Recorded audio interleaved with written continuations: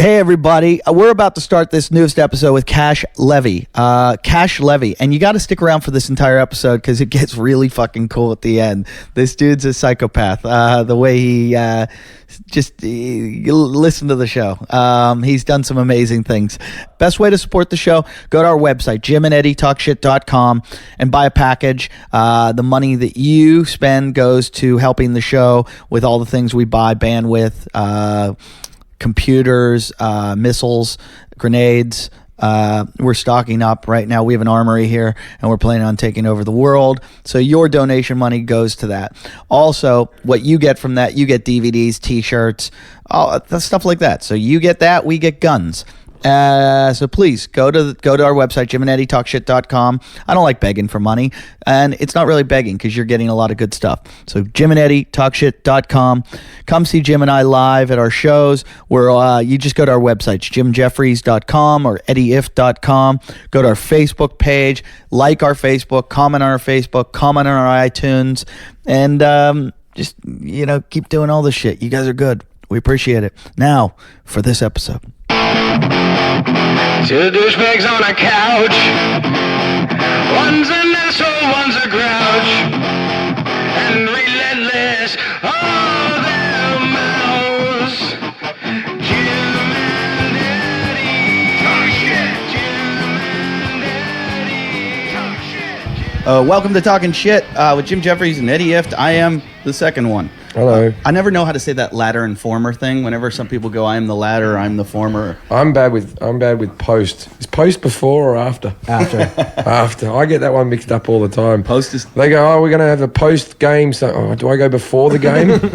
latter and former are terrible. And people, like when I read it in something and it goes, and that is the latter. And I'm like, now I got to figure this out. What about the aforementioned? That's tough. Oh, that's a tough one. Ladder is second, and aforementioned. I don't know all the Former theirs. latter, All the theirs fucked me up. No, I can't spell any of them. There, and there. Yeah. The one that people get on Twitter all the time is you and you are and your. Yeah, I don't even fucking bother with that one. I just put your, and people get angry. But people know now if you correct my spelling on Twitter, blocked.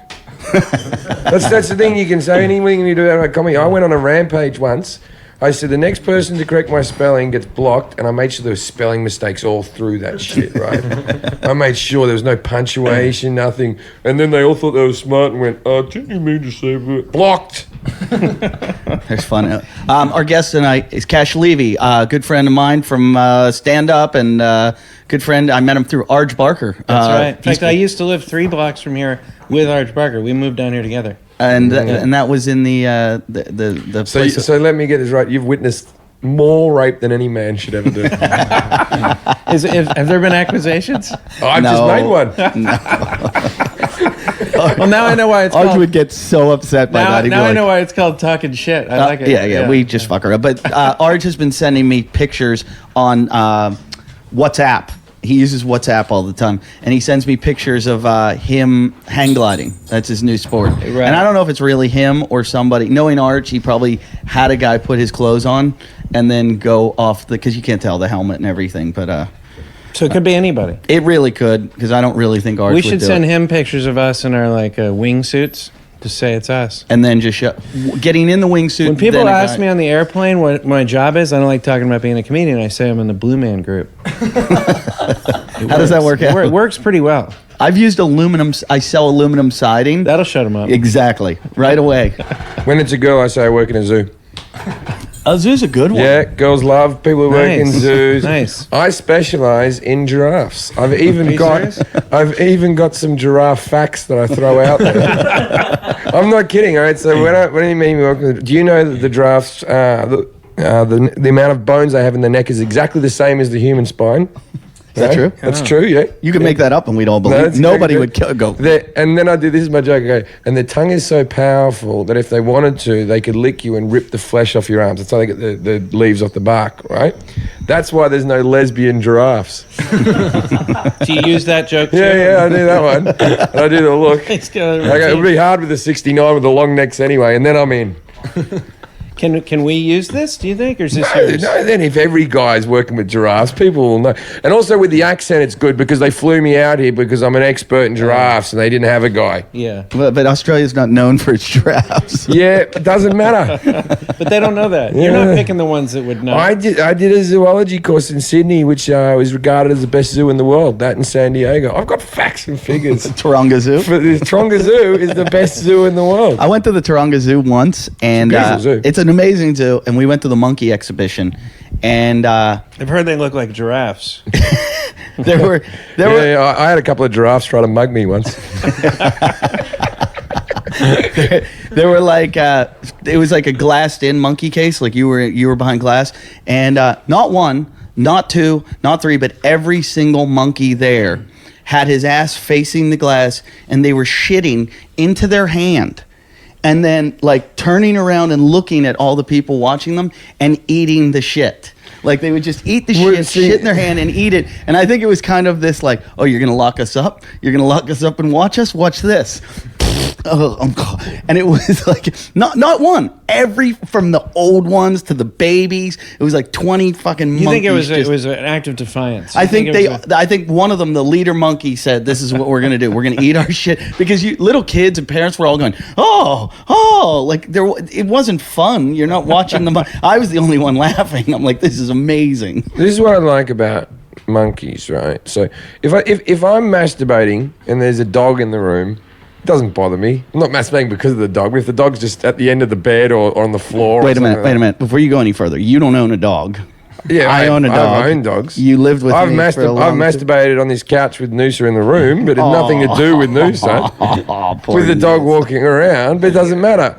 But what I'm saying is I wouldn't do it in front of another person, right? You would masturbate When in you front of a dog. watch, when in front of a dog or Let any me other ask you this. I hate to interrupt. I know it's your show, but Right. I asked this question to a friend the other day, and I think you two need to answer it.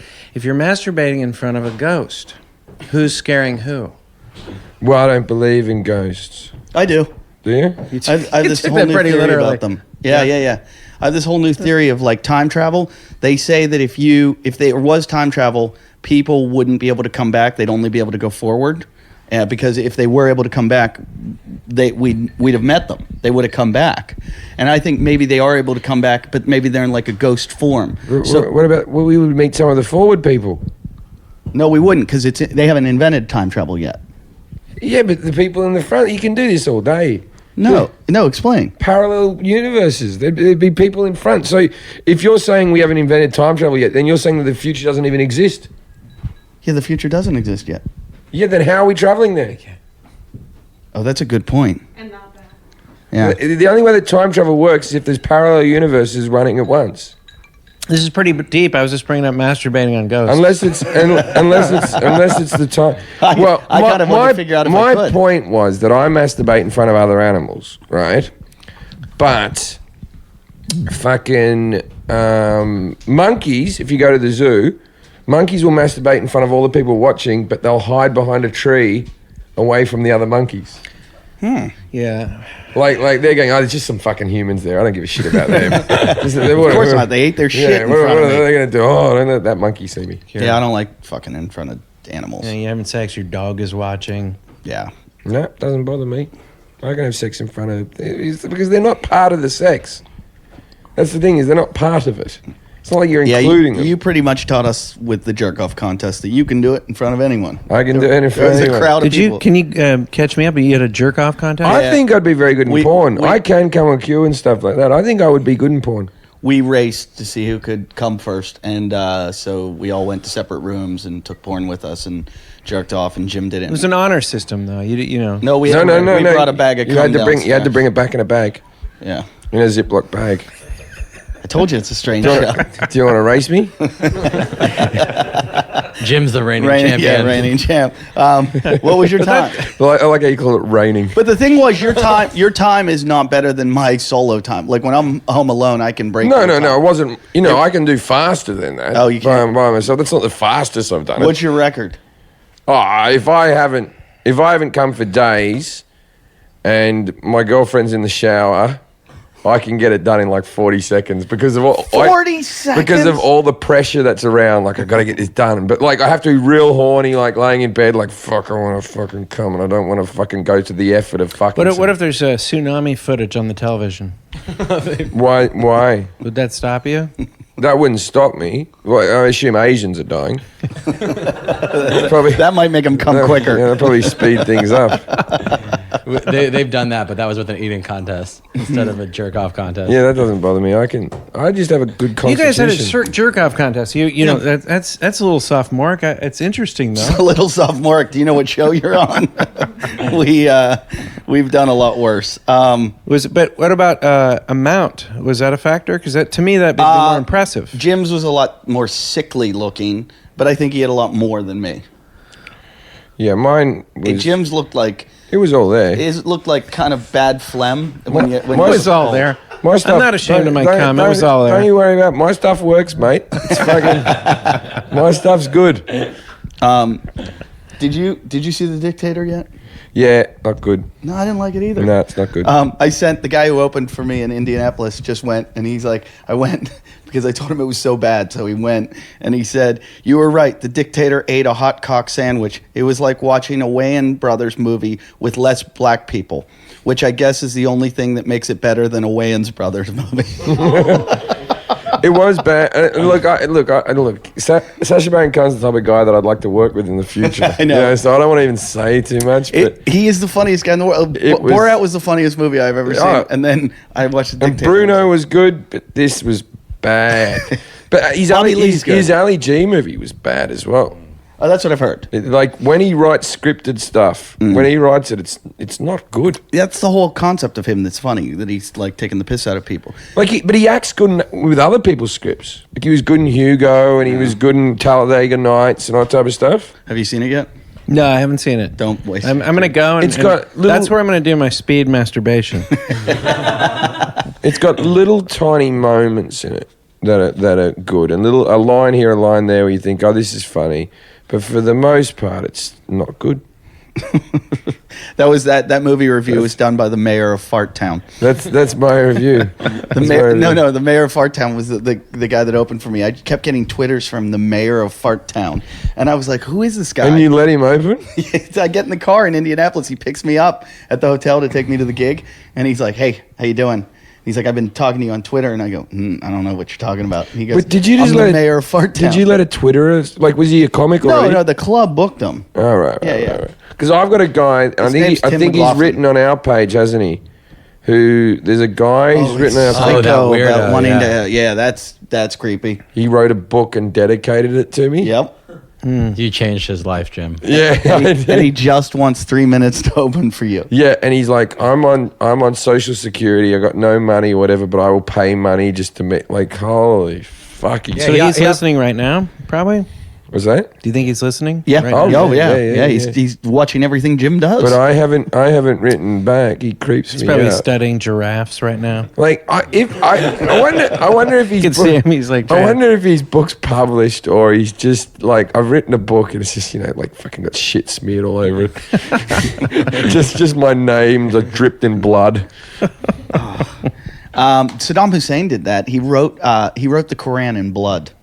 You know, I was watching the House of Saddam. He like got so crazy and thought he was like a descendant of Muhammad, and like he was the man and the prophet. in certain countries, that's a requirement to be a leader. Of You your have country. to write Yeah. the Quran in blood. No. Oh. That's how I try to come on to girls on planes, just real twisted. I'm going to use the giraffe thing. Girls like I wrote the giraffe. Quran in blood. That'd be a really Yeah, bad come on. And I'm about to hijack this really plane. bad come on. Yeah. Speaking of hijacking, night, Farside wanted to go out the other night. I get a phone call. What are you doing tonight? I go, I've got a gig. What are you doing? He goes, I found this really cool bar in North Hollywood. Let's go out. I go, Farside, I don't leave Venice. I'll meet you in Venice. So he comes down, and the night ended with him. Could he call me? I'm in North Hollywood. You know, you were out of town. Night ended with Farside upstairs puking in my bathroom.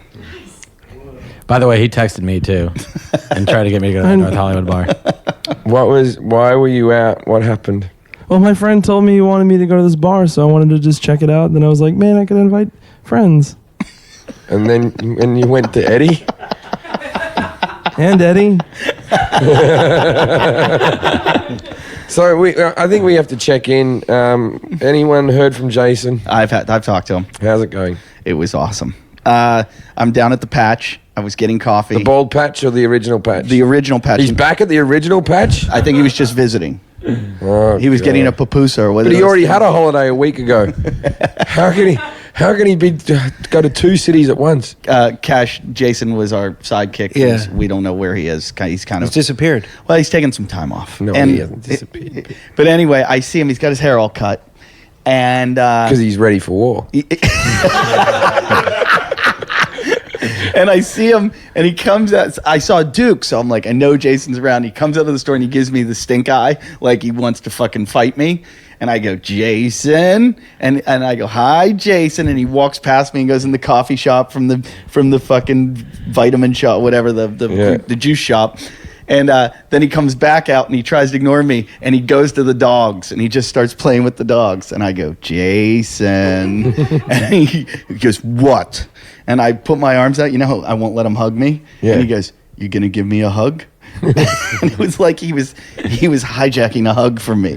Like this was the only condition he could get it. And I went, I'll give you a hug. And he goes, my mom's real bad. So we talked about his mom's not doing well. Right. And he's gonna go home for a long time and spend some time there. But then he told me, like, he should have ended with that. Like, I'm going home to see my mom. My mom's not bad. And I was like, good, you know, we're all behind you and everything. And then Because that's actually a story where lives are at stake. Yeah, you got to close with that. You got to close with it. That's Yeah. the first time he's had a story that actually means, and he didn't say it. But then I said, what's up with the hair? And he goes, I got to get serious. And I go, what do you mean you got to get serious? He goes, Raul, we're working, we're doing stuff. And I went, okay. And he's like, so he told me he's going to be selling hair care products out of Tennessee. Because this is the thing. He's only got about 3 outfits. Like, he walks into these hair salons wearing his Sgt. Pepper's Lonely Heart Club Band hoodie and a pair of old jeans. But yeah, it's the haircut that's been weighing me down. I can just imagine the hairstylist being like, "Are you wearing a shirt with yourself on it right now?" So he's going to Tennessee for a while, and he's going to sell hair care products out of Tennessee. And then you're okay. Well, fair enough. Yeah. Fair enough. So Because a lot of people don't know that Tennessee is a huge market in hair. Because you ever heard about these people down there? Big hair. They all have big hair. the Eastern distribution points. Most people don't know Memphis is where FedEx is, and A lot of people don't know, but Tennessee is actually a better place to be putting a movie than Hollywood. because of tax reasons. Yeah, you can get spotted a lot easier in Tennessee. Over here, I just blend in. Over there, I stick out. All the actors are leaving. They're going to Vancouver and Johnson City, Tennessee. He's gonna kill us. Yeah. So Did he ask after me? no, he didn't. He didn't ask about anyone. He was. I didn't say anything about the show. I didn't say anything about Did Lilith. he mention his friend that we have seen? No, not a word. I thought, this is. I could have, because we were in a public place and he's not going to kill me there. But Well, I texted him and said, how are things now that you got back? And he said, mixed. So I went, oh, all right. well, and I talked to him about they still want us to do the navigation device for the. Then I said, hey, Jason, we're going to hook you up with that, and he went, okay. So he's willing to do that. So I said, when are you leaving? He said July 1st. I think he set that date so he can come to Vegas. I know, he has to do these podcasts to go to Vegas. Yeah, he's got to earn some podcasts. He can't go. No, he can't just not do your homework and go on the excursion. He can't cherry pick. No, you can't cherry pick gigs to do. You got to sit around and do fucking shows with this guy, not these like big Vegas ones. Nothing personal, but you're not Vegas. I was just in Vegas though. Where'd you go? I was doing a show at the Encore, and I was propositioned by a hooker. The Encore's nice. Yeah, it is really nice. It's fucking beautiful. Yeah, it's really nice. I was propositioned by a hooker, and I told her, because I didn't want to hurt her feelings. Isn't that weird when it's her job? I was like, no, maybe tomorrow night. You know, like she'd be able to find me. Was she good looking? When I say She maybe wasn't tomorrow really night, that great looking. when I say maybe tomorrow night, I mean it. I'm like, like I gotta really. I go, I'm think kind of about tired. Maybe tomorrow night. this. Did you get her number? No, I don't think it works that way. I've gotten them. I don't They- think- I've I don't like know. sat down and had drinks with them, talked about hooking. I've Like- never been approached by a hooker in Vegas. Oh yeah, It's weird, yeah. If you stay in the really nice hotels like the Encores, where They'll I've been come in right on- up to you. She goes, "Where are you going?" I go, "I'm going to bed. I'm really tired. Can I join you?" And I go, "I'm really tired." Yeah, can I join Tomorrow you? night. Tomorrow night might be. They find you around 5 a.m. They know you're just Yeah, she wasn't that beautiful, to be honest with you. every That's why I felt inhibition's- sorry for her. Because if she was hot, you wouldn't. I'd feel more sorry for her. I'm like, you could have done better. Yeah. I have like There- I don't know if I've talked about this before, but I've got a couple friends that have turned to hooking. And have I talked about that on the show? Not that I know. I know lots of girls have, and it's always weird when you meet them. Yeah, this one chick that I'm friends with, she was Eastern European, living in America, and always having visa problems. And one time I just talked to her, and I was like, "What's up?" And she's like, "Oh, I'm living on 57th Street, blah blah blah." I'm like, "Where the fuck did you get money for 57th?" She's like, "Oh, you know." And I'm like, "No, I don't. Where'd you get the money?" She's like, "Oh, this chick just invited me to Miami for the weekend, and she's a hot model, and she said, hey, we're gonna go with these guys. We're gonna party all weekend." She's like, "We went, we partied, we did coke. I fucked her, she fucked me, we fucked both guys." She's like, and then I came home and there was $25,000 in my bank account, and I was like, 25 grand? How do I get this fucking job? I'll go with you next time. And so now she's like, and then I just kept going. How did you meet her?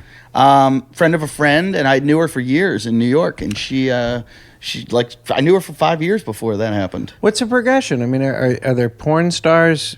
Porn stars are above hookers, right? No, I porn, think- porn stars, most porn stars hook as well. But I think this chick was just a chick Both. who always Yeah. she was like a That's busy, yeah. this chick was a model, and I think she always hung out with rich guys, and so it was just a matter of converting the rich guy from dinner into the money. Is there any porn where they film the actual hookers doing their thing, where that is the porn? No, So then the porn because, star gets paid twice, by the guy and by the Well, it's pretty much New porn- Market. New porn- Market. Farside, you're the guy to run this. I can tell. You would do something With that like party that. story, I can tell. Speaking of which, You're an entrepreneur. Why don't you just do porn? You could combine two things you really like: film and trying to get laid. Yeah, that's my passion. This is my passion. I'm not a project. porn I'm just fan. gonna do this. I'm not a porn fan. You see things in porn you don't see in nature. They just want to film something. You'll see like someone spewing their cum all over someone's face. You don't see that in nature. You don't see like a chicken pulling out and coming on another chicken's beak. There's no chicken facials. I've never watched chickens fuck. Well, yeah. How do you know that a chicken? you think that there's been chickens? I watched a that come with- kangaroo fuck recently. I've watched dogs. I don't rape believe you each when you're other's talking about faces. animals. I don't buy No, I it. did when I was in a kangaroo I saw a park. giraffe Couple facial. of months ago, I saw a kangaroo in a koala park, fucking shagging another kangaroo. I wanna That's see- interesting because you think, where does the tail go? And it was, and the guy was really aggressive. It was a rape that I saw. I want to see one kind of species of animal fuck another kind, like when that happens, and yeah. that's serious rape. Yeah. Does that happen? Interracial porn. Do you have like a whale? Well, Harlow is part pit bull, part French bulldog, so that was a rape. There's no doubt that was a rape, because there's no way a French bulldog would like willingly fuck a big pit bull. You know, that pit bull just took it down and ran. You ever seen an Asian bird fuck a black guy? I've watched it. Kehlani Lay, who, by the way, is doing the show soon. This is a good question, though. Are there any different types of animals that have sex? I think there are. I think it's happened. That's how zebras. So, No, I'm just kidding. AIDS came from people fucking monkeys, right? Who just explained this to me? It wasn't. That's not. I like that story. I've had that story for 20 years. I've been told it, But, so I like, don't want to deviate off it now. Try to fuck a monkey. Try to hold a monkey. It's impossible. Monkey might have been passed out. Monkeys have feet on their hands or They feet. might have punched the monkey till it was concussed. Hit That's it with true. a baseball bat and then fucked it. That's true. This is really fucking warped, like face eating fucking bath salts. Yeah, I was just in Miami. I'm not a big fan of Miami radio. What happened? Oh my god, it's all shit. I'm going to say this: most radio shows in this country are fucking shit. And in other countries, they're not. Not as the radio shit all across the world. Yeah, You're right, actually. yeah. But it's just that whole, hey, we got Jim Jeffries here. Okay, oh, he's a bit of a live wire. Oh, those people I fucking hate.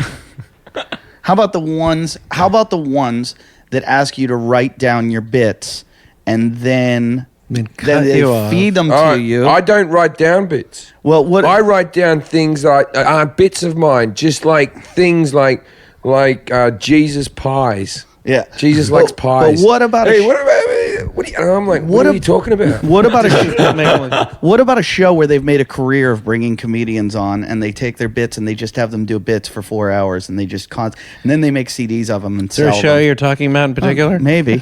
What show is this? The one will fucking never go on ever fucking again. Is that with the rape woman? Yeah. Byron Allen? It's Comics It's Unleashed. kind of the Comics Unleashed of radio. But Byron Allen, to give him credit, he's the nicest guy in the world. Byron Allen's a good guy. He's Yeah. fucking so nice, you can't not like him. Like, Oh, this is the His radio. segues Oh, are you're talking about a terrible. radio Yeah, show. yeah. I know what you're talking about. I think all our listeners know too if they're into comedy. But you're they know right. There's exactly not what I'm many talking. easy radio shows where they don't, and they want to ask you the one question where you have no joke about it, even though you write them a list. But I don't want to write the list. Yeah, I never given the list. Sometimes I just refuse to write the list. I just, what's the fucking point? You know what I mean? Like, okay, the radio show I like the most in the satellite is Opie and Anthony. It's my favourite show to be on. I look forward to doing What about it. Johnny Dare? I like Johnny Dare. Yeah, he's. I like Johnny Dare out of Kansas. Johnny Dare's a good That's guy. one of the only ones that I can think of that I And- like to. I like Cowhead in Tampa. And I like Kevin and Bean. Kevin and Bean are great. Kevin and Bean are and good guys. Cowhead. I don't know Calhead. You've done Cowhead. I can't remember. And I like Uncle Nasty I don't know him. in Denver. Do you ever go on sport? Right. You ever go on sport shows? Because sport shows are fun. The sports Because shows you can just- I prefer. Yeah, because you've got enough funny stuff to say about what's ever going on in the sports world at that time. It's not awkward. It's not weird. There's not some girl doing the weather. That has an issue with her ex-husband. The Johnny Dare's good, but he's one that they make you write stuff down. I don't know if it's Johnny who makes you do it. No, it's Craig. Craig goes, okay, he doesn't know what, just write some things down. And what bugs me is Craig sometimes when I'm in there will fucking tell me to tell a joke. There's nothing I hate more in the world than when I go for, Craig Glazer is the owner of Stanford and Sons in Kansas City that we always talk about, the guy that talks like this. Jim Jeffries, he's like my Woodbeck. He's if I was going to go back into crime, Jim would be my partner. I can tell he's got the same. He and I we like threesomes with one's got to be black, and we also He's very exact about things like that. I did time in prison, so I could take it. If Jim and I went down, I'm the one that would go to prison, and I would tell Jim to hide the money, and then we'd take it when we get out, and he's but when you go to radio, he drives you in his Porsche and then goes, He's got a Lotus now. This sounds just and like business isn't doing. It'll be like, business isn't good, had to get rid of the Porsche, and I'm driving a Lotus now. this. This sounds just like the guy in Louisville, the guy of Sobel. Oh, I've never met Tom Silva. I've Same only talked thing. to him on the phone. Cash, company's struggling. So came right out of your paycheck. That's how it always is. We're the first ones. Yeah. I got a system for booking. Send me your avails. It works. And then he just calls and offers you dates, the only dates you didn't have. Yeah, he's done that to me. He'll be like, I want to know where you are all the time. I'm like, I'm not Yeah. going to tell you where. This system works, so it would behoove you to send me your avails every day. I think he Every just hour. lost that club. Yeah, I think he did. Yeah. So business isn't as good. Why are you picking on the poor bloke? Because he's telling the truth. He never hired me. No, he sold it. It's still going. But Craig Glazer, we could make fun of Craig. We could do a whole show Oh, about Craig. I'd love to have Craig as a and guest. he would love it. He would love it if we did a whole show about him. Yeah. But this is what I was saying. When we're on the radio, Craig does that thing where he goes, Jim, tell him the joke that you say about the... And you're just like, I don't want to do that. Please don't make me tell jokes. Yeah, like your wind-up doll on or demand. something. Yeah. I got this girlfriend now. She's fucking crazy. She's, Black Barbie. Black Barbie, and she calls me and she threatens me. She's like, Craig, you better, you little dick, give me some fucking money or I'm going to tell everybody about your little dick. And I'm like, I don't care. Everybody in this town's seen my little dick. And so we did a couple lines of cocaine, and then we picked up another chick, and we got in my Porsche, and, well, not my Porsche, my Lotus, and I called Jim Jeffries, and he's one of my best friends. And Jim's a heavy hitter. We have him out here, and I am a heavy hitter. And I like to have the big guys out here, Tommy Chong and Al Franken. Sometimes Larry the Cable Guy used to work there. Larry the Cable Guy, he won't return my Dean calls. Whitney. Won't return my calls anymore, but Isn't that the reason why you guys don't say that you're comedians if people ask you what you are? It's because it's just awkward conversation then? Or they say, tell us a joke. Or I don't like it because awkward conversation. And like if it's a girl that I want to have sex with, then yes, I'll tell them. If it's something else, just awkward. And also often if it's a guy and there's drink involved, he might turn into a bit of a fuckwit. yeah, that's You know true. what I mean? He might get a bit like, you don't seem that fucking funny to me. Right? And then you're like, Well, that was name comics that you personally hate that they love too. That's it. That's and then you have to sort of. They'll be like, "Do you like?" And you know who I'm a big fan of, and you'll go, "Isn't Robin Williams amazing?" And you're like, "Yeah, it's not my cup of tea, but." Then they'll say, "How'd you get your start? How'd And you then get your gotta start? the whole Do you that. write your own material? There's like 10 questions. There's 10 questions. It's the same one. It's like when somebody breaks their arm or leg and they have to tell the story over and over again. You get sick of it. When I broke my ankle and people would go, "What happened?" I would just look at them and go, "I was born like this." And so but what did happen? I'm curious. you don't know how I did it? I know how you did it. But what I wish there was the same kind of answer as a comedian, like, and they go, "You're a comedian. What's that like?" Cancer, like something they just stop. I have guys that I went to school with who have asked this question: when did you become funny? Yeah, that one. But they came to the show and enjoyed it. Like, you weren't funny in school. I was like, yes, I was. You just didn't pay attention. I get them after my show going, "You're still not funny." Yeah. I love that you guys have a fat Mexican. live studio audience. Such an eclectic group you guys have formulated here. It's like the Benetton commercial. Yeah, it is. We got a Jew, a Mexican, a fat guy. I went to Orlando. And I just was talking about Ernie completely. What? I went to Orlando and I went to the movie world, the fucking Universal Studios. A lot of people look like Far Side. A lot of people going around. The Universal Studios, I never saw this in the American one. They have plus size seats on the roller coasters. Are you fucking kidding Rows me? 3s and 6 of the plus size seats. This country's fucking ridiculous. On the- Farside said the other night I was feeding him shots, trying to get him stirred up, and he said, "I don't want to be your Jason." You don't want to be? Would you be mine? No, I don't want to be Jason. Yeah. Jason was never stupid enough to get a tattoo. He's afraid it's going down that road. He goes, "Look, I don't have a place right now." Yeah, A lot of parallels. I told you could stay a few nights. You haven't No. hit me up on it. No, I'm waiting for you to tell me it's okay. I don't beg you. I put the offer out there, and then I don't keep checking in. You ring me up when you fucking need it. Like, to me, I prefer you weren't there. It would be easier if you weren't there. If you need it, you got to call me up. I offered it nicely. It's not up for me to follow up from now on. He didn't want to stay the other night. My girlfriend made a bed for him here, and because Lachlan was staying in your old room, Yeah. and so he's like, no, I'm going to drive home, and he lives in the fucking in Tarzana or something. Thanks for giving that out. Like, Oh, yeah. Oh, they're going to go find you. I live in Mount Olympus. So he's like, I'm fine. I'll drive. I'm like, you're not driving. Fucking stay here. And I then- said that before I drank. No. You said it. You were ready to go home after, and then I hear you upstairs puking. I'm like, and you were gonna fucking drive. That was a couple hours afterwards. Everything settled in the burrito. We went out for tacos. That was not the good idea because it all came out my nose. It came out my ass the next day. Did you do it from the van up the road? Yeah. I can't eat hot shit. I was pissing like I was pissing out my ass, like complete fucking water. It was like a stream. It was like when you watch a girl squirt on a porn. It was fucking whoosh. I had lobster mac and cheese the other day, and I'm a bit lactose intolerant. Fucking seafood with lactose. Oh, fucking hell. I was squirting. I was squirting, but it was like if I had a urinary tract infection, but it was coming out my ass because it burned like that. It was I feel like we should save these stories for those radio shows we were talking about. Don't burn them here.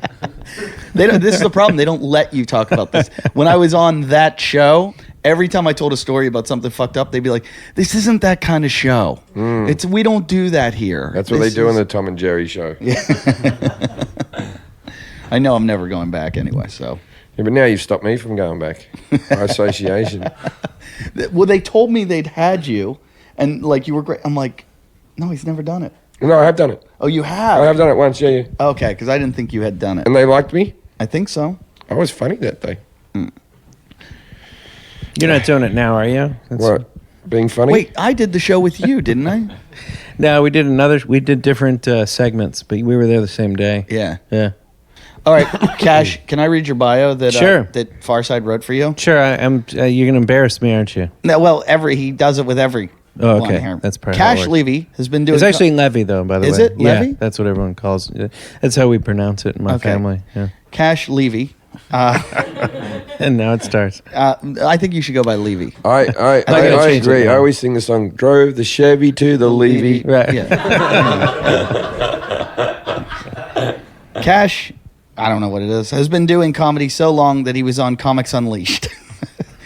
His comedy can Were be... you on Comics Unleashed? Yeah, but that's not that long You're ago. a fairly wild guy. How did they...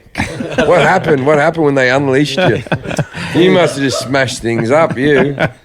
His comedy can be seen at clubs all over the world, online, at Comedy Central Jokes, or at one of his widely reviewed corporate gigs. He has jokes we can all relate to, varying from marriage all the way to lion sex habits. Hear him weekly on his podcast with friend of the show, TJ Miller, called Cashing In with TJ Miller, under the Nerdist umbrella, or on his website, cashlevy.com. Here he is, Cash Levy. I like TJ. Wow, thanks. That's a great. Can I have that? I want people to introduce me that way from now on. That'd be great. Yours isn't close to some of the worst. I know. I've heard worse ones. It's good. He's So how long... What, are you just good friends with TJ? Or Yeah, is he's it an old business? friend. We actually worked together in Chicago. I don't know how many years ago, but we became friends and decided to do a podcast. Did you start in Chicago? No, Oh. it just so happens we were there at the same time. He's a great guy, and we have fun doing the show. The idea of the show is it's my show, but every week I can't get any guests, so I just have the same guest every week, and it's TJ Miller. That's what I told Brian McCarthy to do with his show. He does the Brian McCarthy interview show. Yeah. He calls it the Brian McCarthy interview show. And he And does he an brings interview? on celebrity guests that they're not celebrities. They're always... and he's like the funniest guy in the world. I go... Does he have porn stars on all the time, does he? He works in the porn world. I haven't listened to his podcast. Is it good? He's fucking hysterical. So I go, Brian, it'd be funny if you bring these celebrities on and then make them interview you. Every week, make them interview you. And when they stop, be like, That's funny. yeah. And I was like, you need to do this. And he's like, yeah, okay. I'm like, because otherwise you're just another dude doing an interview. And I listened to Maron's podcast today with Rick Shapiro. I don't know if it was an old one. It was, yeah. He's And- Rick still. Yeah, because I was like, how's Rick? Because Rick's kind of needs help right now. If you want to help out Rick Shapiro and you're a big fan, go to rickshapiro.tv. And he's in bad shape, and he really needs help right now. Did you know that about Rick Shapiro? No, I didn't know that. He had like a heart attack, and His nerve system shut down. yeah, so he's and he doesn't have health care or something. So they're taking donations, and Maron's helping him out. It was fucking amazing listening to Rick and Mark talk. Oh, I thought you were talking about the heart attack. I was there. I didn't help or anything, but it was fucking weird. I was like, stop kidding around, Rick. You ever seen someone have a heart attack? I was on a plane where a guy died of a heart attack. that was- I didn't see it. I saw somebody have an incident in a restaurant recently, and the paramedics came. And here's a philosophical question: if you're with that person, because his wife was with him, was it inappropriate for her to like put a doggy bag together? Did she? And go to the ambulance? Is that appropriate or not? She didn't. No, that's inappropriate. Inappropriate? Did she do it? I don't think so. We went over and ate her food after they left, though. If it was a really good meal, I'd fucking get a doggy bag. It was really It good. depends how close you were to that person. Yeah. Well, I saw, this was a great one. On New Year's Eve when I was in high school, we had a friend that her parents would let us party in their basement, and we were allowed to drink at their house. They were fine with it. And on New Year's Eve, they had a big party with like parents and everything, but the kids were allowed to drink. And the countdown started 10, 9, 8, and her grandfather went fucking hit the ground. And everyone was like, oh my God. And they're like trying to shut everything down, but everyone is still like 6, 5, and they're like, shut up. And I'm going 3. But it was it was like we didn't get to New Year's. We stopped like at 3, and there was no like celebration. We had to wait till like the ambulance came and took him away, and then we're like, what do we do now? Like, do we have New Year's? And we're like, that was probably good New Year's for you. Your grandfather just died. I mean, when grandparents die, though, it's all right, don't it? If they're old enough. Yeah, if they're old enough. I was at the horse track recently, and I don't go very often or know much about I horse like that. racing. We should go. We should take the whole crew. It was fun. I bet a superfecta for the first time, which is when you pick like the top 4 horses that you think will finish. More than a trifecta. It's right. one more. Yeah, super. So at that, Do you have to get them in place 1, 2, 3, 4, or can it be any order? it can be any order. Boxed it. Right. Okay. I boxed it. So it was the first time I've ever laid a bet like this. At the end of the race, fucking the horse in the lead collapses. Oh, that's Eats shit. sad. The fucking jockey falls off. They like bring out a gun. pretty much an ambulance. They put up a sheet in front of it so you can't see, and they basically put the horse down right there. And while they're doing all this, I realize I fucking hit the superfecta. I had all 4 fucking horses, so everyone's like in shock, like tearing up, and I'm like, "Holy fuck, I hit it!" You were so happy that horse died. Well, How much did you win? I ended up winning like $100 or something like that. What? That sounds like a fucking 2,000 to 1 shot. Yeah, but No, but I bet not when like it's boxed. Not when it's boxed. And I bet like $2 or something like that. or But did the $1. person with you, Or did they 20 understand cents. what was happening, or was it like a first date and she was like, this guy's a fucking asshole? I went fucking asshole. I went and there's a thing called the Easter Show in Australia, which is just like the carnival coming to town type of thing. And they have inside the stadium, they had like a couple of motorcycle guys doing the big jumps and doing the Superman and all that type of stuff and doing backflips on motorcycles. Anyway, this lad landed on his neck, and we found out afterwards, quadriplegic, right? And so we watched it all happen, right? And everyone's like, oh no, and they rush out, and then like they sort of like they bring everyone out, and then like just like at the fucking rodeo when someone gets hurt, they went, oh, this isn't really working out, so they send out the clown car. Right, the And it does like the guy with the wobbly car that comes out. Then he did some tricks, and it was like everyone hated him because it's like bad timing. yeah, it's like why would you do that? It's like that Homer Simpson the Simpsons episode where they go there's been a dog run over in the car park out the front.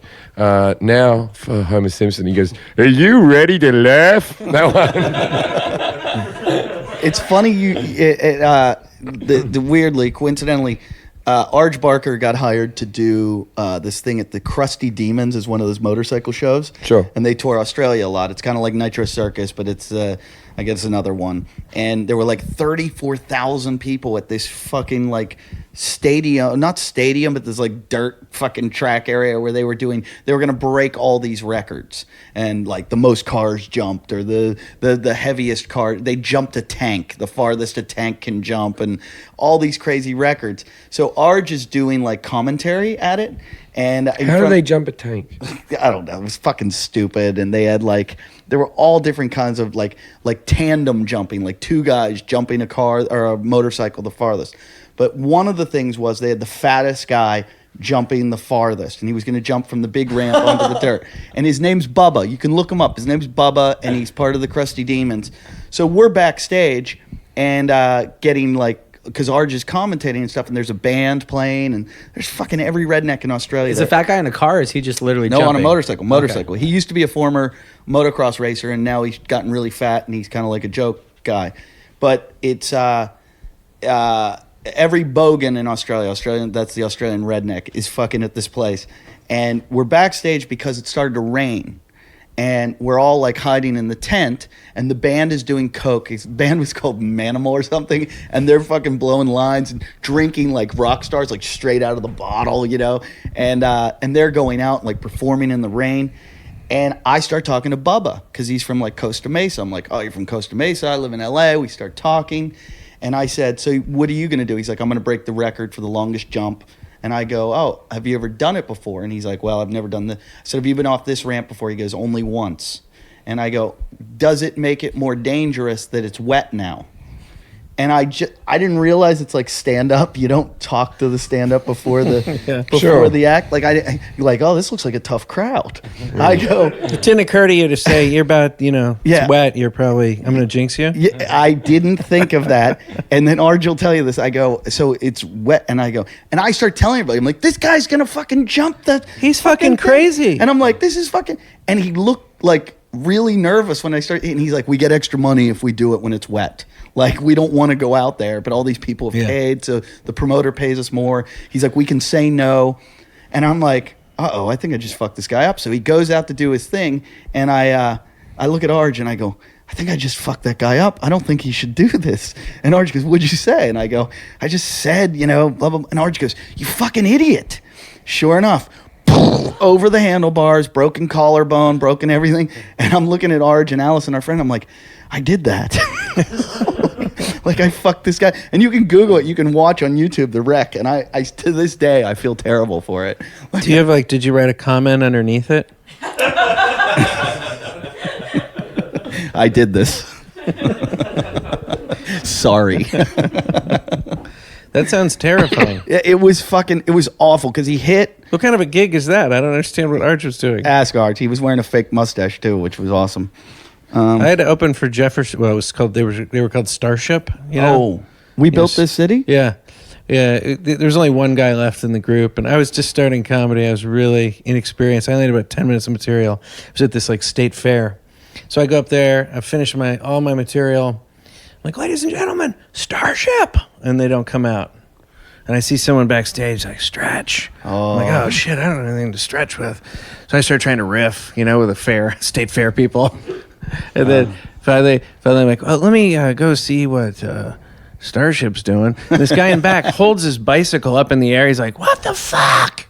We're here to see fucking Starship. And people are starting to riot. And I go backstage. Starship was watching the Niners game. It was an overtime. And they didn't want to come out. Yeah, they're like, fuck it, dude. Just go back out there and stall. I once at a music festival had you introduce the Killers, right? I was meant to do 10 minutes of stand-up in between. And I was in the UK. And I don't know if you know this, but from a long distance, I look like a chubby Brandon Flowers. So they all got excited. Yeah. Oh, it's not. So you got Kirk Fox? Nobody's ever gotten fucked like Kirk Fox.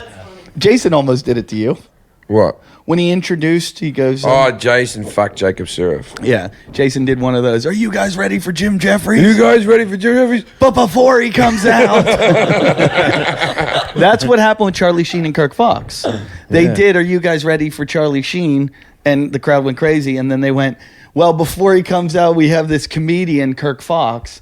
And they were just feeding him to the wolves at that point. Yeah, that goes back to your whole post and... Yeah. What is it? Ladder, Post? former, post. Ladder, former. Have you ever been booed off?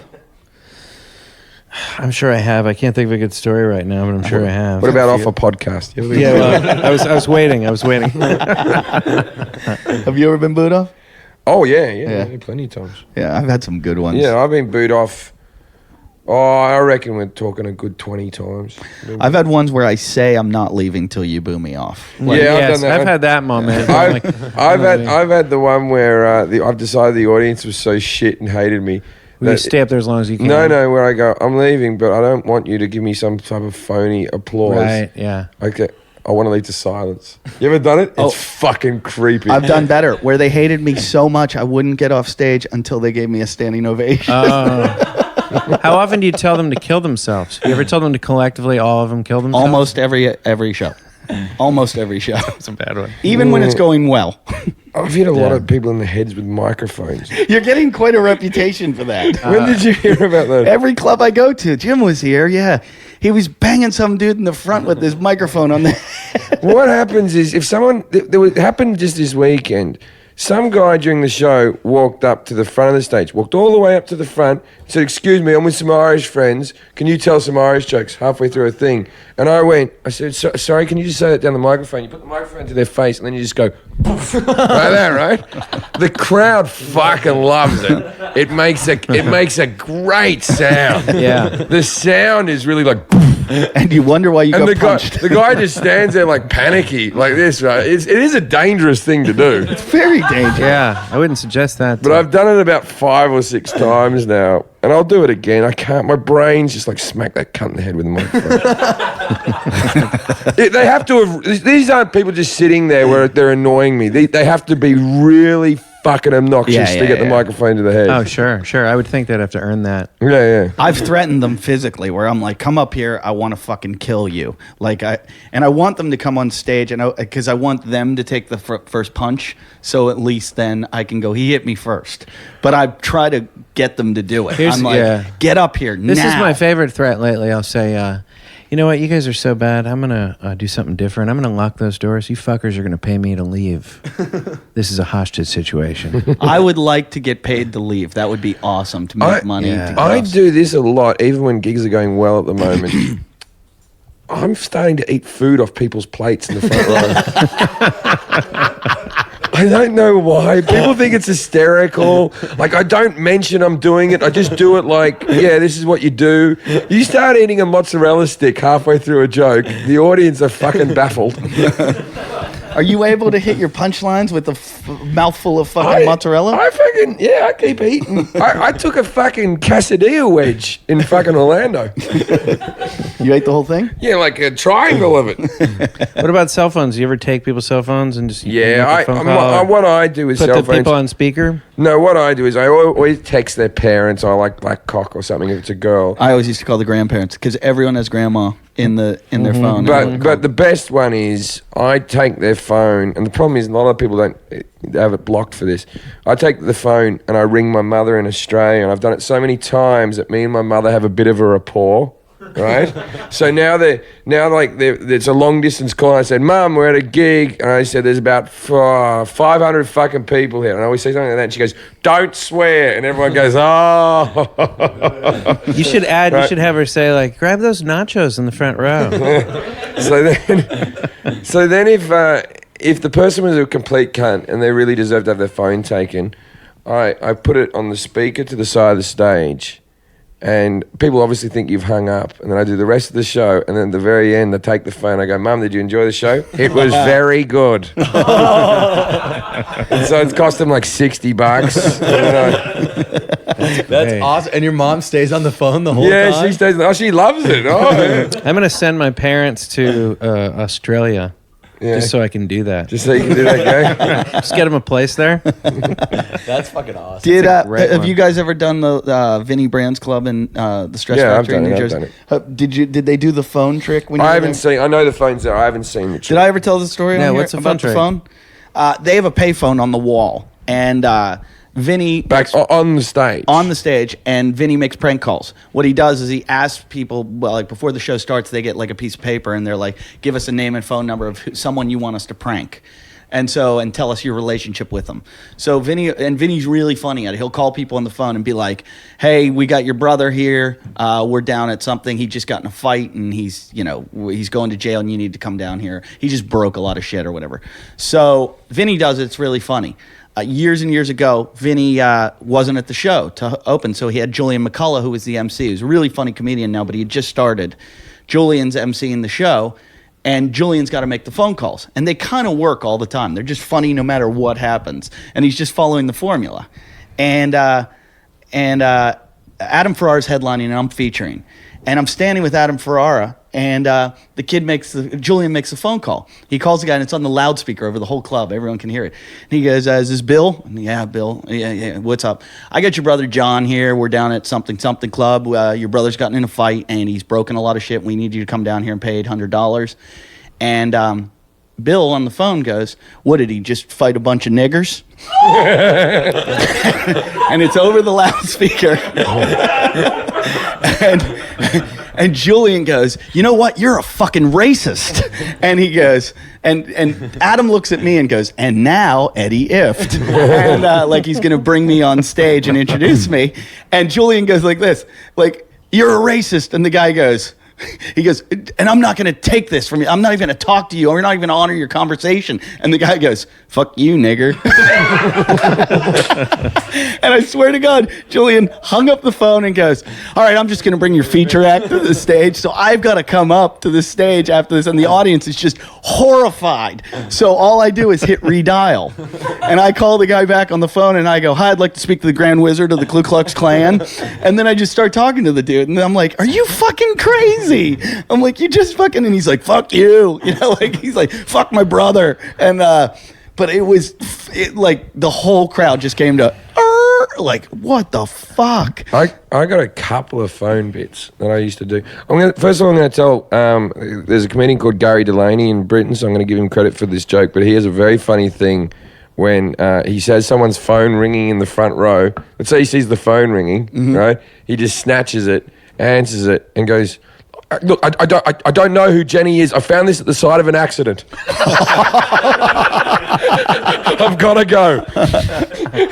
That's awesome. That's great. That's But awesome. I did a thing when I was my first ever Edinburgh show was called Porn Idol, and you know when you do your first solo tour, and it was all based around me doing a little tiny bit of porn once, but what I did was to work other things. To work everything into it, what I did was they have like phone sex lines in Britain, which are the same as the webcam things here, but they involve you ring up on a phone, right? So we hooked up the phone sex line on one screen. I rang a phone sex line, not the one that you can visually see, just a normal phone sex line, right? And we knew that the base was in Scotland somewhere, so they weren't far away from it. Then I had a big screen up. Sorry, I did this 10 years ago. I had a big screen up, and on the screen, I had a little clicker where I could make different phrases come onto the screen, right? So I made the audience, so I'd ring up a sex line, and you could hear it through the speakers, and I'd go, "You start sucking my cock," and she'd be like, yeah, I'm sucking your cock. And then like you'd click, and then the audience in unison would go, "That feels good, bitch," right? And she'd go, What was that? No, nothing. I'm just doing the thing, right? And I'd try to make him go, and it was like one of the best bits. It was so complicated though, because you had to have I had to have my sound guy calling while I was on hold, and then he'd go, "We're through," and then Anyway, so we did this, and then one time. Some of them were really nice. We could actually talk to them for a bit and go, "Okay, what do you really look like?" And they go, "I'm 50 years old. I'm sitting here in sweatpants and I'm fucking," you know what I mean? And but then we had this one girl who had obviously fucking just moved to the country, and they'd given her 6 sentences that she can say. What do you mean? Like she doesn't speak English? She doesn't speak English. So That's she was hysterical. like, "Fuck me in my ass. I suck you," like this. Like she was doing that, right? And I'm there going, "Hi, okay, everyone stop. It's Jim Jeffrey. I'm Jim Jeffrey. I'm a comedian. We're in a thing. Please say hello to the crowd." Everyone's hello. And she goes, "Fuck me in my ass." Like she's just sticking to the fucking script. Like she wasn't listening. And then the next problem was, because I did this 30 nights in a row, the next problem was one time I rang up a sex line and this girl was fucking great at it. And I barred up a little bit. Right, so I get a bit of an erection. So I'm trying to stand like at an angle, like I started squatting down on the stage just to make it seem. like no one would see it. You're so relaxed on stage. I mean, you're able to eat, get an erection, Yeah. I do got porn sketches. I love your style. Thank you. Did you ever call when I was a kid, when phone sex lines first came out? It was the fucking greatest thing in the world, and I think I jerked off to it like 1,000,000 times. I was like, "This is so cool," and then the bill came. And the bill came to my parents' house, and it was the most embarrassing time. My dad had to pull me aside and be like, "We have $700 worth of phone calls to these like 976 lines." The ones in Britain are great. There's TV stations on the TV where you can call up the bird, and you're talking to a fucking model like that. It's £1.50. Fucking bargain, man. Gene here? I need to piss. I need to do things. Anybody see Gene? Gene, Gene Pompa? is Gene coming in? Yeah. Gene Pompa drinks out of a Starbucks cup. Yeah. With the lid on it. That's real alcoholism. Just walks around town with it. I once strapped a bladder of cask red wine to my stomach when I was at university, right? I put a belt around, and I was thin then, and I put the cask red wine, I put the belt between me and Andrew, went out drinking because we didn't have any money to pay for drinks. So we were going to shove that under a seat and then get a glass of water, empty that out, and then go back to our little wine cask. Like, pretty fucking ghetto. And I was crossing the street drunk, and fucking the cops pull up, right? And what's under your shirt? I went, oh. How'd they know? Because I've got a big pot belly of the fucking jiggles as I run across the road. Right?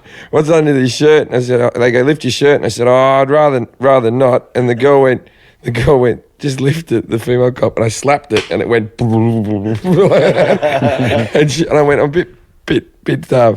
a bit shy about it, to be honest with you. And they laughed, and then they just gave me a jaywalking fine. Oh, they did give you a jaywalking. Yeah, they gave me something, but I actually wasn't. It's not illegal to strap alcohol to your stomach as long as it's not.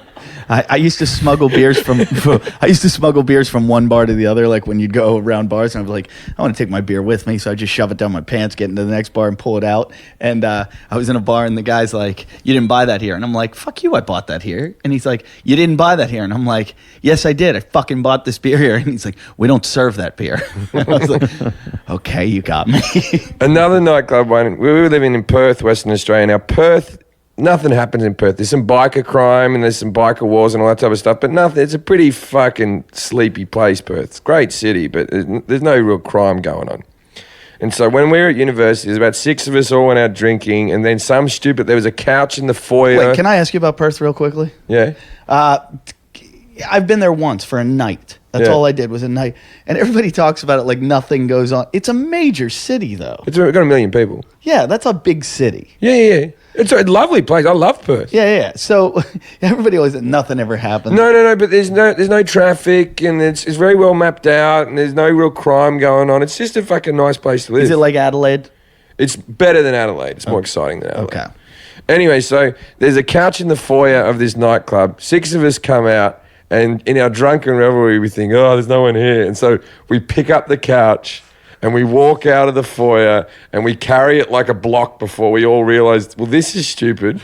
Because we didn't have a couch. We were like, we're not going to carry this all the way home. We need to get a taxi. We're on the other side of the city. So we just dump the couch by the side of the road and go, and fucking go home. Now, this is how little amount of crime happens in Perth. We're watching Crime Watch on the TV, right?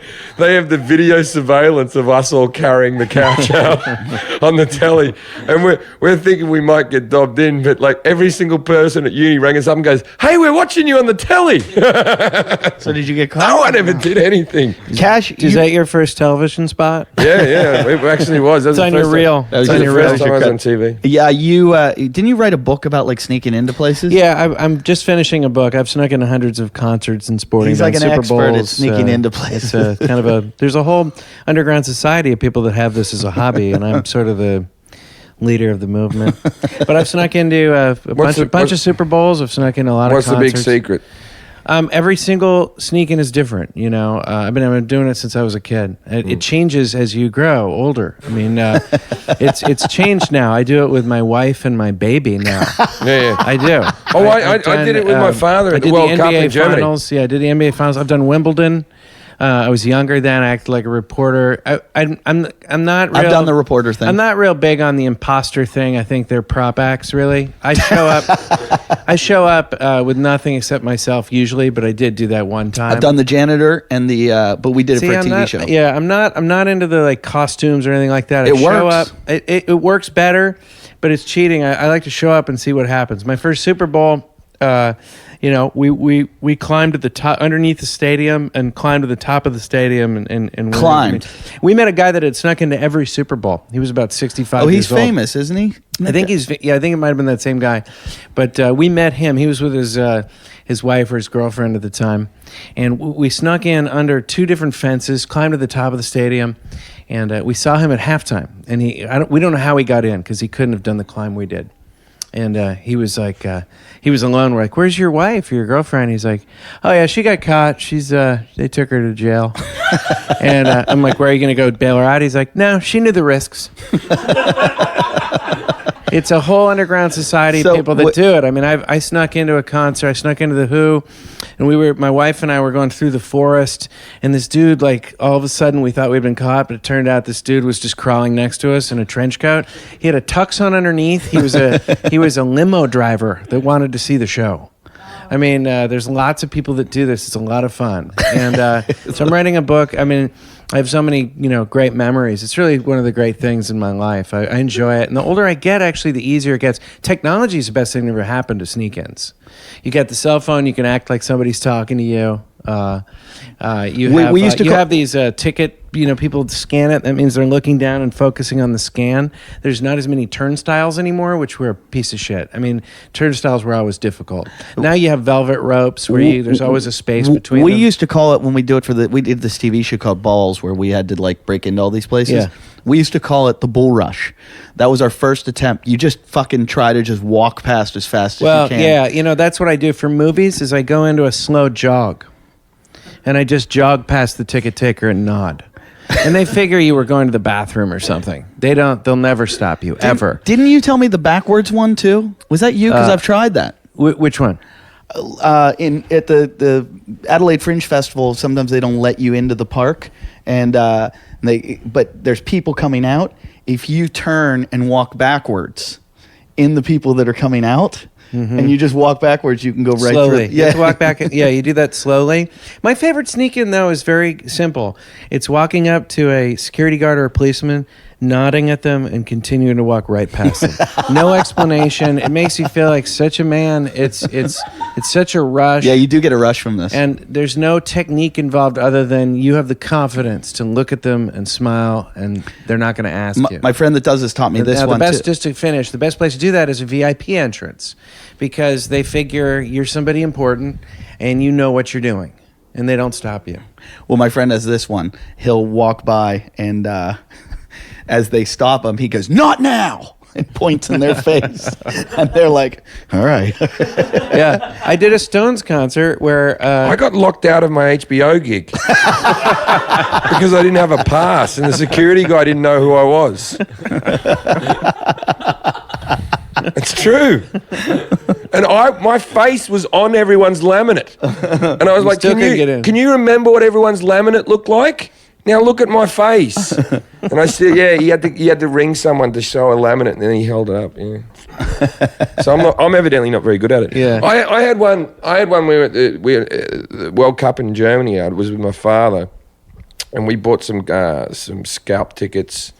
But the tickets in for the World Cup are all chipped, and they have your name on them, and so they were German names, right? And we thought, all right, we'll just be. We didn't know that one of them was like a female German name. Like we didn't fucking know how to read it.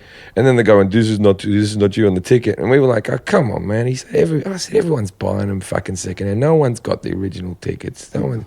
And they put us into an office. They took us into the stadium, put us in an office, and went, you sit here. We're going to get someone to see you. And then all of a sudden, we're in. And so me and my dad just went, let's run. So we're running. Me and my dad, I'd never seen him do anything illegal before, and I'm running around my dad in all these hallways, and it was great. That's the thing, the memories, that's probably one of your best memories of your dad. I mean, the best memories of my life were with people. The sneak-ins I've done alone are sort of soulless. I've done 2 Super Bowls alone, and I don't feel anything about those. You have to do it with someone so you have something to share it with, you know? So you do it with your dad. Playboy Mansion's a or good your one. son. I mean, when I had my son... You sneaked into there? How old's your son? He's 1.5. And you sneak into places. Yeah, I with mean, them. just even Good holding father. him, even just holding him is a ticket right there. I mean, who would do such a thing? No one's going to stop you. Right? Who would do that? You can get in the Playboy Mansion Yeah. like that. I've never done that. Yeah. I've heard of some guys that did it. They did the tuxedos and did Climb the Fence. They went through and because when we were pitching our TV show, there was like a competitor that had the same show as us, and these guys we sold the show in 2000. It was pre 9/11. We were getting so good at it, we were going to sneak on a plane. Nice. We had plans on sneaking on a plane. We were like, because before 9/11 or even maybe after 9/11, I know it had to be before. I got on the wrong plane once. I snuck, I snuck on a plane once. In just to Australia, see- you don't even have to show your Yeah. ID domestically. No, but in America, I'm on a I plane. snuck on a plane once just to see if I could. I didn't sneak Yeah. on. I got on the wrong plane. There were Yeah. 2 planes leaving LaGuardia going to Pittsburgh. Okay, Eddie, I got to stop you here. Do you think your life is Home Alone 2? That is the plot line of Home Alone 2. No. Here's Home Alone in New York. When he got on the wrong plane, they were going to. I'm at LaGuardia, and there's 2 flights, and one left like 3 minutes after the other one or whatever. But I get on the plane, and I guess they saw Pittsburgh on my ticket, and they didn't scan it or whatever. I get on the plane, and somebody's in my seat, and I go, "Dude, you're in my seat." And he goes, "No, I'm not. This is my ticket." I go, "No, look, I have this." And so I tell the flight attendant. She goes, "Oh, sometimes we do that." She goes, "Just stand in the back, and we'll find you an empty seat, and you'll sit in it." Sure. And I'm on the way to go to a friend's wedding that I'm the best man in, and the wedding or the rehearsals that night. The plane fills up completely. And as it's filling up, I'm getting angry. I'm like, this is bullshit. This is fucking wrong. You know, fucking fuck you, U.S. Airways. I got a seat. Why would you fucking do it? And I'm yelling at the flight attendants. And I'm like, I go, what happens if I don't have a seat? She goes, I don't know. You're going to have to get off the plane. I go, no, that's my fucking seat. I want him out of my seat. I'm going. And all of a sudden, somebody, and I'm in the back, like in the galley or whatever they call it. All of a sudden, I hear a flight attendant from the front. Is there a Mr. Eddie Ift on this plane? And I'm like, yeah, that's me. They go, you're on the wrong plane. Oh, that's the walk of shame. And I had to walk past everyone going, sorry. I once got myself that's moved embarrassing. up to first class because I didn't go on with the expectation of doing this. I flew out to do a gig. It was when I went to do gigs in India. The guy said I might be able to get an upgrade. He's got so many points or whatever. And I flew out there first class. And I was like, fucking yeah, right? And then when I got on, I was flying back economy, but I had this first class attitude about me, right? And I went on and I said, this isn't my seat. I paid for one up here. And then I just went, I paid for this. I paid for this. And in the end, they just fucking moved me up. The last time I flew home from Australia, I was in business class, and I'm flying home from Australia, and there's a guy next to me who sits in, and I think, you know, when you're flying 15 hours, this guy, you're going to kind of you spend a lot of time with this guy. So we start talking and everything, and he fucking goes and puts the sleep suit on, the pajamas, he fucking unloads all his shit, and he gets his speakers out, his noise canceling headphone, everything. Fucking unloads, sets up. We're about to take off, and the flight attendants walk up to him. They go, "Sir, this is not your seat." Yeah. And they put him all the way back in coach. And I was like, he was just shameless about it. He was Michael McIntyre, who now is the biggest comic in the UK and is worth millions and millions and millions of dollars. He wasn't always rich because I once did Just for Laughs Montreal with him. And when we were flying back to Britain, he just chanced it. He just walked up and just sat in the fucking business class.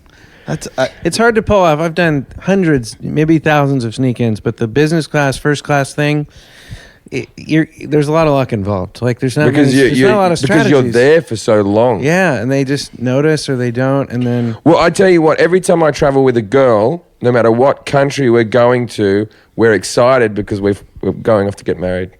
oh yeah, I do When check it, that. Yeah, I do that. Well, you always get like at least up to premium economy or something like that. Well, I do that at every hotel I check into to get the best room.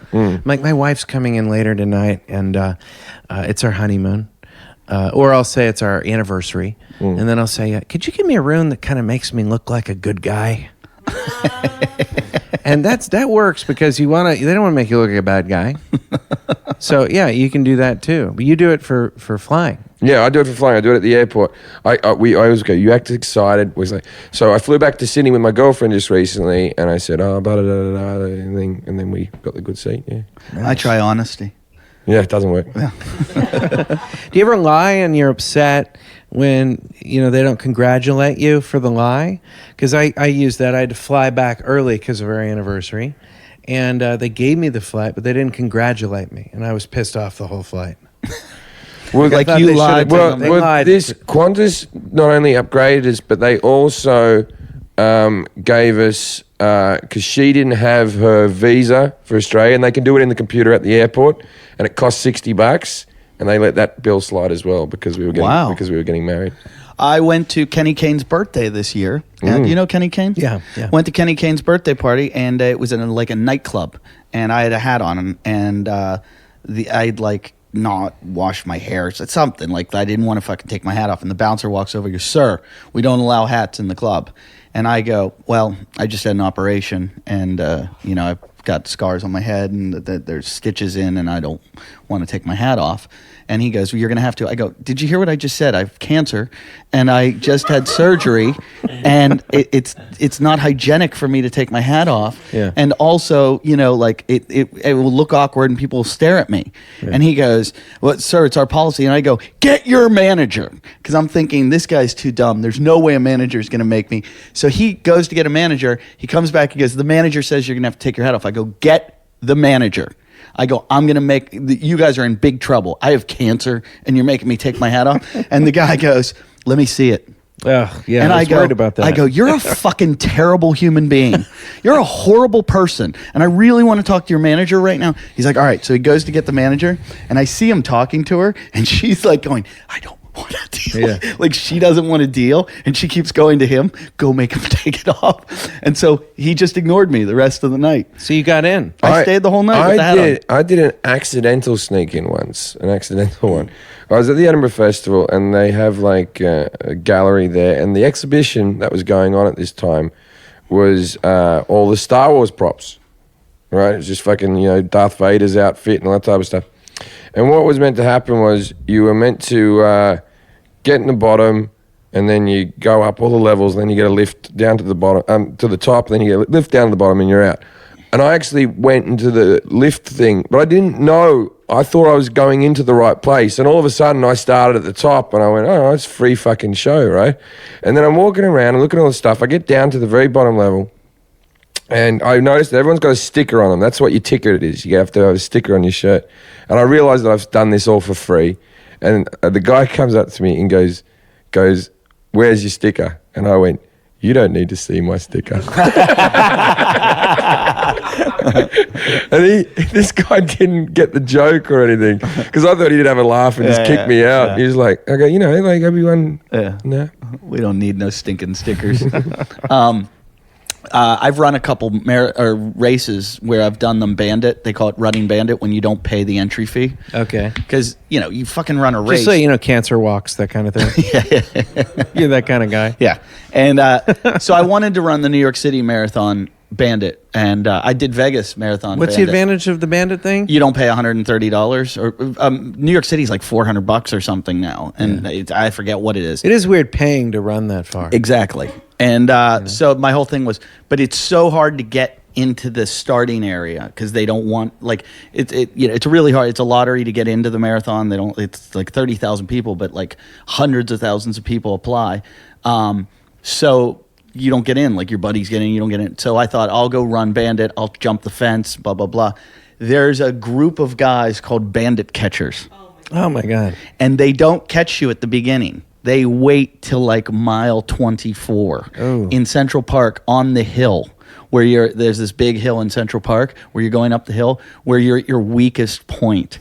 And then they just grab you. And then they shoot you with a dart? Yeah, and they fucking pull you off after you've run 24 miles and they're like, "Fuck you." And so I saw an interview with the guy on the internet because the New York City Road Runners, I think it's called, put it up. And the guy takes it really seriously. He's like, "If you think you can get by me, you can't."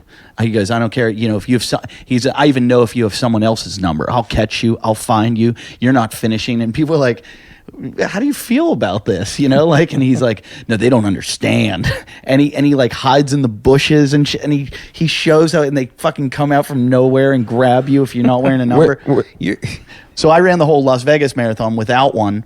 And I was terrified the whole time that like somebody was going to grab me. But then I got so tired. I'm like, I hope you didn't even. Vegas. You're the guy I want to talk to about this. I just gave someone some money for a marathon for cancer, and found out later she ran a half marathon. Oh yeah. So I confronted her. I go, she's like, "Same thing." No, it's considered a marathon. I'm like, no, it'd be the same thing if you did it on one leg. No, but It's not the same thing. This is the bad thing It's about twice- society. Why do Just give money to cancer. That's what Why I was does saying. someone have to run? Why do we got to do Well, that? It's a scam too. It's not a scam, but I have friends who've gone and they raise money for these causes, but they basically get a free paid trip out of it. Yeah, and it's yeah, like yeah. I don't want to fucking pay for your trip. You know, like had fun. You yeah, I'm going to Hawaii. Yeah, I swear. There's when I'm going to Hawaii, I'm raising money. I'm ready to go, but like the whole catch is they raise money for it, but they also get a free trip to Hawaii out of it. And it's like that's kind of I'm not paying for Yeah, your why don't we fucking just trip. cut out the middleman? We don't, save money on running shoes and buy microscopes. But even- you know, maybe even- how about even- curing cancer for cancer? How about that? How about cancer doesn't even exist? These You know, guys I'm have start- made up I'm- cancer all and these they're walks, making a lot I'm of starting money. to think walking causes cancer. With all these cancer walks. All right, that's enough to wrap up. Jim called it there. Thank you guys for listening to Talking Shit. Thank you, Cash, for doing the show. Is there anything you want to plug? Yeah, thanks for having me. You know, if you're when you're not listening to this podcast, cashing in with TJ Miller, and we have a good time over there, and we'll give you guys a shout too. Maybe we'll do a little Do you have a Cross cross promotion. promotion. Facebook or Twitter? or any- Facebook. I'm at Cash Levy. Okay, are you? Is I've that got book? When's that book coming out? I don't know. I'm hoping it's just getting sort of edited right now. So hopefully pretty soon. If it does come out, I'm sneaking into the bookshop and stealing it. And I don't know when this podcast is coming out, but I have some dates coming up. I'm going to be in Cincinnati at Go Bananas later this month. And Tell Mikey I said hi. I will. And then I'm going to be at Indianapolis later in the first week of July. I'm going to be at Roosters next week. So Jim, where are you? I'm in the Briar Improv, June 15th to 17th. Louisville, Kentucky Improv, 22 to 24. Tell Captain Bob I said hi. And just a few things that are on sale now. My UK tour is on sale now, as well as the Edinburgh Festival, and my Just for Laughs show is on sale now as well in Montreal. I'll be at the Improv in Hollywood on Friday night, this Friday. This airs Thursday, right? No? Oh, I was at the Improv Friday night. How'd it go? It was an okay set. It was there was who some. said you couldn't go into the future? I was eating some guy's food in the front, and then I called Jim's mom, and it was a crazy show. You can see me in Burbank, and June 21st, I'm at the Flappers, and then I'm never going on the road again. Australia dates, I'll tell you them next week. Next week, I'll give you all the Australia dates for August. And also, I'm recording a new DVD in July in San Francisco, so I need a very good crowd. So some shitheads will be welcomed. And my DVD is coming out in August too, called I Love Pussy. That's the name of my DVD. That's already a bumper sticker on your car, isn't it? Yes. Thank you, Cash. Thanks for having Thank you, Mongs. Thank Vegas you. show. June 14th, Las Vegas. Come see us June 14th. And next episode, Gene Pompa is our guest. Maybe. No, Talking